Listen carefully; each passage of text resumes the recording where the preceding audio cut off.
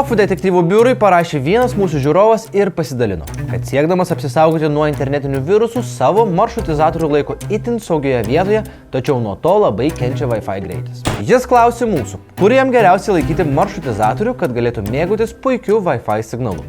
Todėl mes atrinkome kelias populiariausias maršrutizatoriaus laikymo vietas namuose, jas patikrinome ir pateiksime savo rekomendacijas, kur jį geriausia laikyti. Kaip jau galėjote suprasti, maršrutizatoriaus laikymas tualete, klozetų bakelyje ar kitose keistose vietose tikrai nėra pati geriausia mintis, nes tokiomis sąlygomis gero Wi-Fi interneto greičio tikrai nepasieksite, tik rizikuosite sugadinti savo įrangą.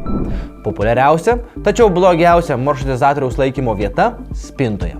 Atrodo gražu, į akis nekrinta laidai, nėra chaoso, tačiau signalas užstringa tarp sienų ar spintos durų, ypač jei duris su veidrodžiu.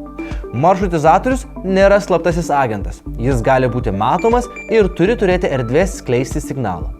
Kita populiari maršrutizatoriaus laikymo vieta – per žemai arba ant grindų. Daugelio maršrutizatorių signalas sklinda horizontaliai, todėl laikant jį per žemai, jo signalo bangomis bus sunkiau pasiekti aukščiau esančius įrenginius, ko pasekoje ir interneto greitis gali sumažėti. Dar viena populiari maršrutizatoriaus laikymo vieta – viduryje namų prie sienos.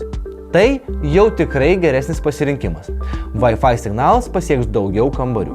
Tačiau storos namų sienos gali šiek tiek slopinti mobilųjį ryšį. Beveik idealu, bet dar netobula. Pati geriausia maršrutizatoriaus laikymo vieta – arčiau lango. Čia dažniausiai maršrutizatorius gaudys stipriausią mobilųjį ryšį. Profų patarimas – patikrinkite, prie kurio lango mobilaus ryšio signalas stipriausias. O jei turite didesnius namus, kad ir Wi-Fi padengimas būtų tobulas, pasirinkite Mesh sistemą. Ji leidžia keliems maršrutizatoriams skleisti vieną didelį Wi-Fi tinklą, kuris pasiekiamas kiekviename jūsų namų kampelyje. Taip išnaudosite visas bitės namų interneto galimybes, kad ir ką veiktumėte. O šią bylą aš uždarau. Jei reikės pagalbos kitais išmaniais klausimais, parašykit bitės profams komentarą po šiuo video arba užsukite į bitesprofai.lt. Iki greito.